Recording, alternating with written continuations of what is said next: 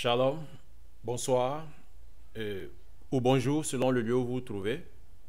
Nous sommes heureux de vous recevoir, sans savoir que vous êtes présents pour nous suivre encore pour la série d'études sur comprendre l'importance de la prière. Aujourd'hui, c'est la deuxième partie. C'est un enseignement pour une église ou des intercesseurs qui veulent voir les choses changer et bouger. Donc, la dernière fois, nous avons commencé à parler de la prière prophétique. Nous avons vu le cas de Marie, la mère de Jésus, qui avait fait une prière prophétique. C'est-à-dire qu'elle a parlé sous l'inspiration du Saint-Esprit pour dire des choses qui allaient venir plus tard dans sa vie. Aujourd'hui, nous allons continuer, comme nous l'avons entamé la dernière fois, sur l'exemple de la prière de Siméon que vous pouvez retrouver en Luc, le chapitre 2, le verset 27 jusqu'au verset 49. La prière prophétique, le cas de la prière de Siméon. Lorsque nous lisons ce texte, nous allons voir que dans cette prière, Siméon annonce la destinée ministérielle de l'enfant Jésus à sa mère. Et cette destinée ministérielle est résumée en ces termes. Jésus va faire chuter et il va faire relever plusieurs en Israël. Jésus va être un signe qui va provoquer la contradiction. Voici ce que Siméon a annoncé, donc a prophétisé. Voici la prière que Siméon avait faite. Une prière qui était que Jésus allait faire chuter et Jésus allait faire relever plusieurs en Israël. Donc certains allaient chuter, d'autres allaient être relevés. Et en même temps, Jésus allait être un signe qui va provoquer la contradiction. Et effectivement, depuis toujours, Jésus a été un signe qui provoque la contradiction. Presque tous les sujets, tous les thèmes tournent autour de Jésus, la personne de Jésus, son œuvre, ainsi de suite.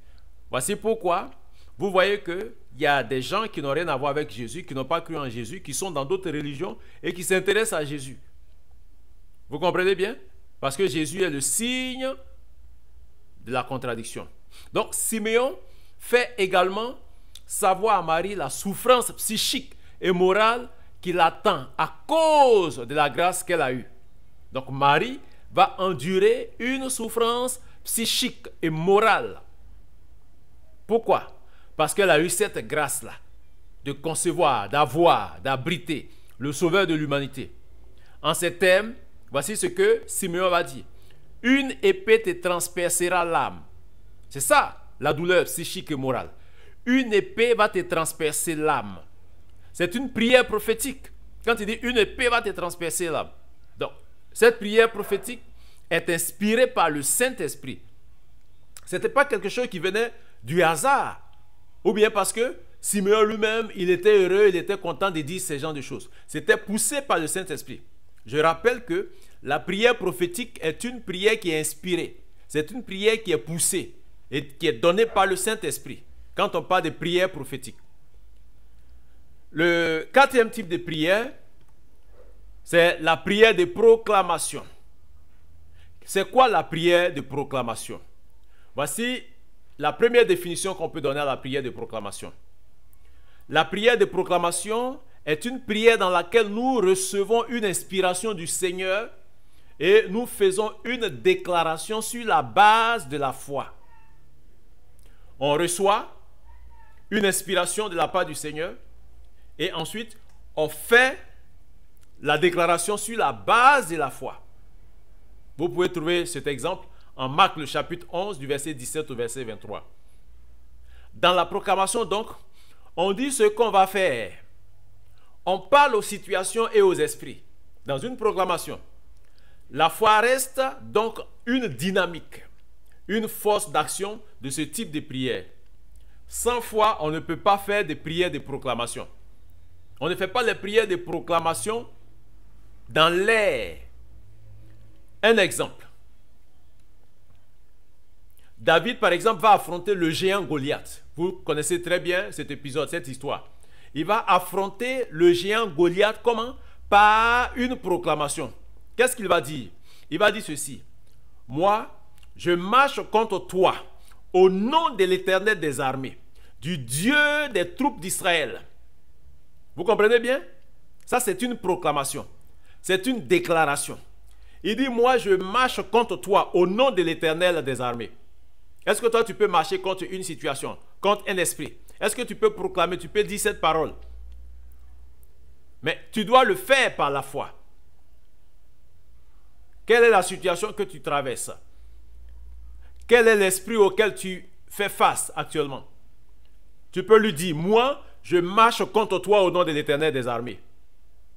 Ensuite, il va compléter sa proclamation, sa déclaration, en disant ceci. Aujourd'hui, je donnerai les cadavres du camp des Philistins aux animaux de la terre. Pensez-vous que sans la foi, on peut faire une telle déclaration? Parce que souvent, les déclarations qui sont faites dans l'église ou au cours des programmes sont des déclarations qui sont faites pour satisfaire ou bien pour plaire, pour faire plaisir. Ici, David n'était pas en train de chercher à faire plaisir à qui que ce soit. Je rappelle que la foi reste une dynamique et une force d'action dans ce type de prière de proclamation. Conséquence de la proclamation audacieuse et inspirée du jeune David. Goliath fut tué, la tête coupée par David. Lisez en 1 Samuel chapitre 17, verset 51. Je donne encore un autre exemple de prière de proclamation. Une femme qui est rendue infirme par un esprit depuis 18 ans se redressa en un instant sur une déclaration du Seigneur Jésus-Christ. Lisez Luc le chapitre 13, du verset 12 au verset 13. En une seule déclaration, sur une déclaration du Seigneur, la femme se redresse. Exemple 3. Par exemple, lorsque l'apôtre Paul était allé à Lystre, un impotent des pieds, c'est-à-dire infirme depuis sa naissance, se leva d'un bond sur une proclamation faite par Paul sur la base de la foi et se mit à marcher, cet impotent-là. Lisez Acte 14, le verset 8 au verset 10. Qu'est-ce qu'il en est au juste dans la pratique quand on parle de prière de proclamation? La prière de proclamation consiste à déclarer des paroles sur les éléments et les événements ou situations de notre environnement et notre vécu. Quels sont les éléments ou les événements ou les situations présentes dans ton environnement? Quels sont les éléments? Quels sont les événements? Quelles sont les situations de ton vécu actuel? Lorsque tu t'engages dans une prière de proclamation, il convient que tu fasses une déclaration. Tu déclares des paroles sur les éléments, effectivement, de cet environnement ou de ce à quoi tu es confronté. Nous devons donc parler à la nature dans certains cas. Exemple de Josué, quand vous lisez Josué le chapitre 10 du verset 12 au verset 14. C'est Josué qui a parlé à la nature, un élément de la nature. Ce qu'on appelle le soleil. Soleil, arrête-toi sur Gabaon. Donc, parler à notre environnement dans d'autres circonstances. Exemple pratique et concret. C'est un exemple d'actualité. Par exemple, c'est le premier exemple, hein? On va avoir 2 ou 3 exemples comme ça. Pour quelqu'un qui veut avoir une entreprise. Je veux entreprendre la construction d'une maison. Je veux entreprendre la création d'une entreprise ou d'une plantation. Je dois faire des déclarations et des proclamations sur la base du texte d'Ésaïe 66 à partir du verset 21 jusqu'au verset 25. Et je marque cette entreprise par le verset d'Apocalypse 1, le chapitre 1. Apocalypse chapitre 1, verset 8. Lisez ce texte, vous allez comprendre. Dans le cas d'une construction de maison, par exemple, c'est-à-dire je veux construire un bâtiment, ou la construction d'une plantation, je dois parler à la terre sur la base de Job 38, verset 13 au verset 15, en vue de préparer le terrain. Donc je parle à la terre dans la prière de proclamation. Je suis en train de donner des exemples pratiques et actualisés en ce qui concerne la prière de proclamation.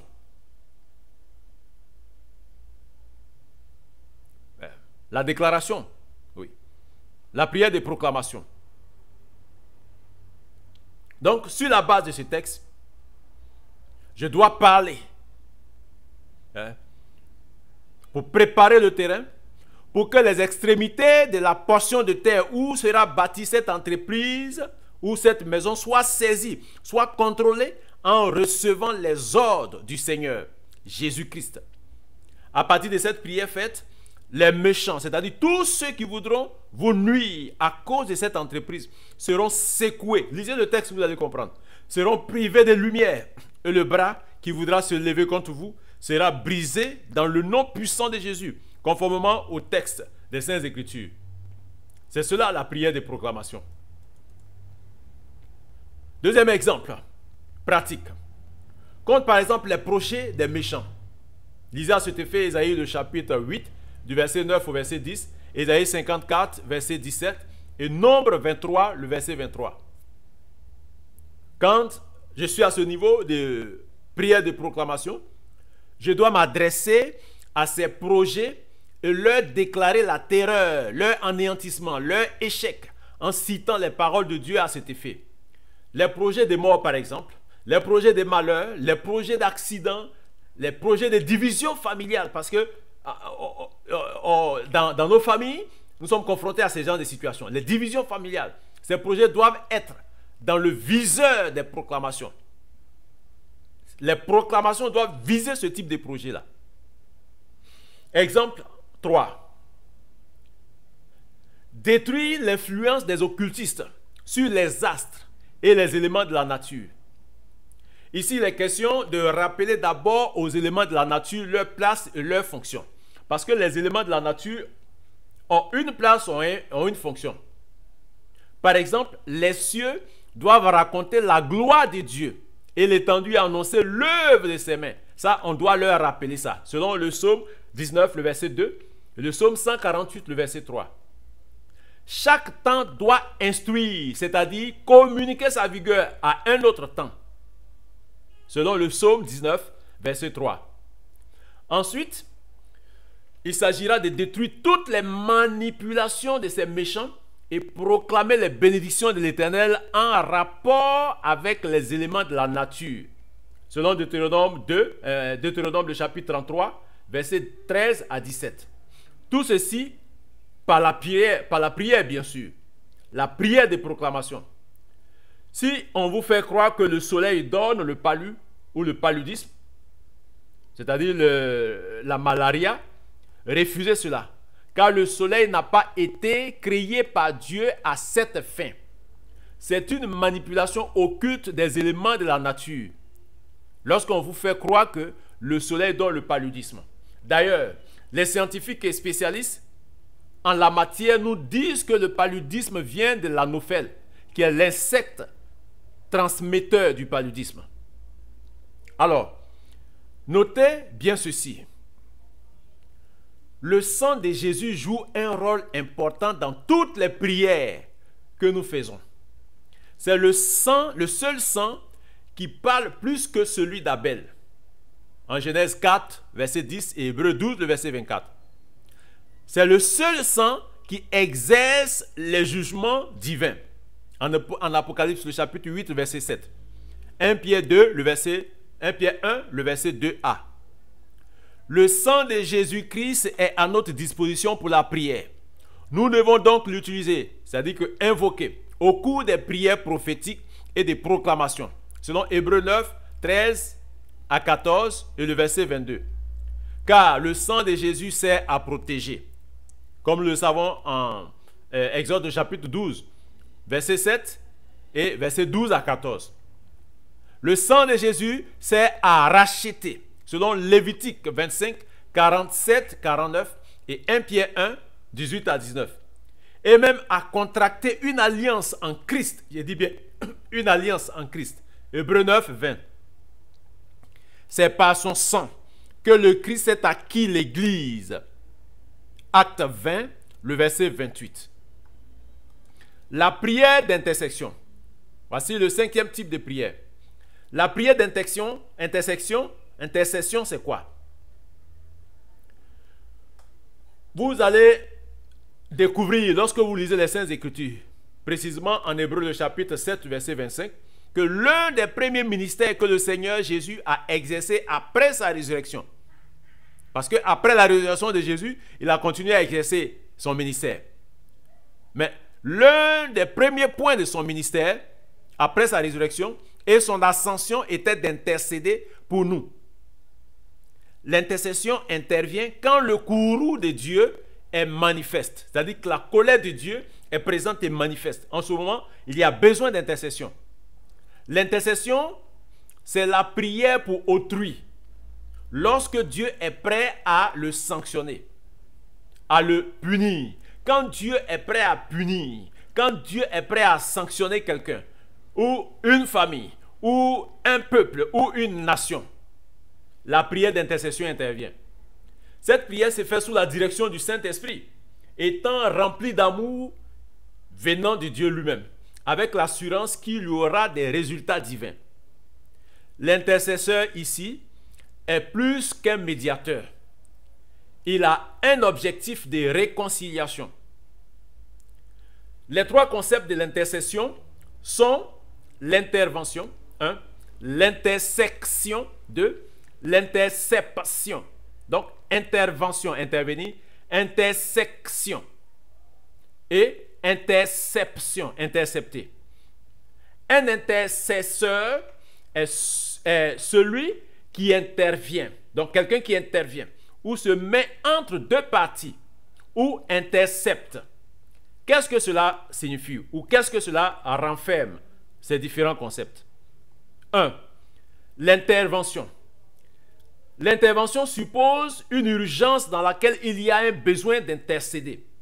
C'est le moment où l'on ressent le besoin de plaider, d'où l'intercesseur s'invite dans le débat. Intervenir, c'est adhérer, c'est soutenir et c'est aider. Celui qui intercède doit adhérer, doit soutenir et aider celui qui a besoin d'intercession.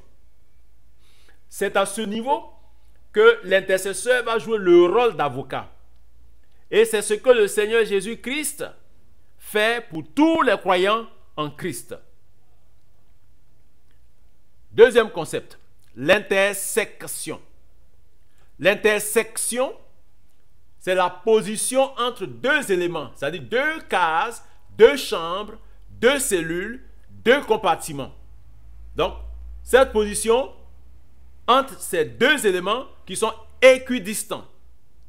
Le point commun d'achoppement, c'est-à-dire ce point est développé par une des parties. Donc le point commun d'achoppement des deux acteurs d'une crise ou qui sont en crise, qui survient. Il faut donc se mettre au milieu d'eux, à égale distance des protagonistes. Et donc l'intercesseur occupe cette position-là. C'est-à-dire, il est à l'intersection, sans parti pris. Il se met donc à l'intersection pour régler le problème. Ça, voici un concept. Et l'intercesseur doit être à l'intersection. Le troisième concept, l'interception. Interception, intercepter. L'interception est le fait d'intercepter, d'encaisser, de recevoir, d'accueillir, de supporter et même de subir des outrages, des injures, des agressions, c'est-à-dire des attaques, et d'accepter le mécontentement du plus fort au détriment des caprices du plus faible. Ici, le plus fort est celui qui a raison, et le plus faible est celui qui a tort. Il faut être à mesure de calmer le plus faible, eu égard à ses bêtises, et souvent à son entêtement, pour le ramener à la raison, de sorte que le plus fort abandonne sa colère en vue d'une réconciliation. Qu'est-ce que cela veut dire? Cela veut dire que toi, en tant qu'intercesseur, non seulement tu vas te mettre à l'intersection pour pouvoir calmer celui qui est le plus faible, c'est-à-dire celui qui joue au fou, celui qui a tort, qui a offensé, celui qui est dans la justice, celui qui a raison et qui est plus fort, pour que le plus fort ne puisse pas agir pour anéantir le plus faible. Donc, tu règles la situation de sorte qu'il y ait entente et on arrive à une réconciliation. Donc, l'intercesseur est un agent et un instrument de réconciliation entre deux personnes, dans une famille, dans un village, dans un peuple et dans une nation. On distingue deux types d'intercession. Il y a l'intercession à deux variables. L'intercession à deux variables et l'intercession à trois variables. Dans l'intercession à deux variables, nous avons deux parties à réconcilier. C'est le cas où, par exemple, on plaide auprès du plus fort en faveur du plus faible, comme on l'a dit. Dans le cas où il y a trois variables, nous avons trois parties. Nous avons le plus fort qui est sollicité pour venir en aide au plus faible qui subit une injustice ou une attaque par un oppresseur. Exemple. L'intercession d'Abraham en faveur de Sodome à cause de Lot, son neveu. En Genèse, le chapitre 18, versets 25 à 33. On a l'intercession de Moïse pour Myriam, sa propre sœur, en Nombre, le chapitre 12, versets 9 à 16. Lorsque celle-ci offensait Dieu en s'attaquant à l'autorité de Moïse. Ce sont des cas d'intercession à deux variables, Dieu et Myriam. Voilà. C'est-à-dire que Dieu est le plus fort, Myriam elle est faible et c'est elle qui est en train de jouer à l'insensé. Donc Moïse va se mettre à l'intersection pour qu'il puisse avoir un règlement. Donc une réconciliation entre Myriam et puis Dieu. L'intercession de Moïse en faveur du peuple d'Israël qui était devenu un peuple au cou raide. Exode 32, versets 9 à 12. C'est ce que notre avocat, le Seigneur Jésus, continue de faire pour nous qui croyons, comme on l'a vu, Hébreux 7, verset 25. Nous avons un autre exemple d'intercession, mais à trois variables. Il s'agit de l'intercession de Moïse accompagné d'Aaron et ou en faveur d'Israël contre Amalek. Là, c'est l'intercession qui intervient en cas de combat. Vous pouvez trouver cette scène en Exode chapitre 17, versets 8 à 16. La première variable, c'est Dieu le plus fort. La seconde est le peuple d'Israël. Et la troisième, le peuple d'Amalek. Amalek représente les hordes de l'enfer. Israël, le peuple de Dieu. Et Dieu, le libérateur. Et donc, les trois variables sont Israël, Amalek et Dieu. Dans l'intercession, nous avons un grand secours. Le Saint-Esprit vient à notre aide. Lorsque nous ne savons pas ce qu'il convient de demander, selon Romains le chapitre 8, verset 26. C'est en ce moment que nous recevons l'inspiration de la prière prophétique. Nous recevons l'inspiration de la prière de proclamation. Le sixième type de prière. Je crois que nous allons arrêter ici pour cette série, cette partie, et nous allons continuer la prochaine fois. Que le Seigneur vous bénisse.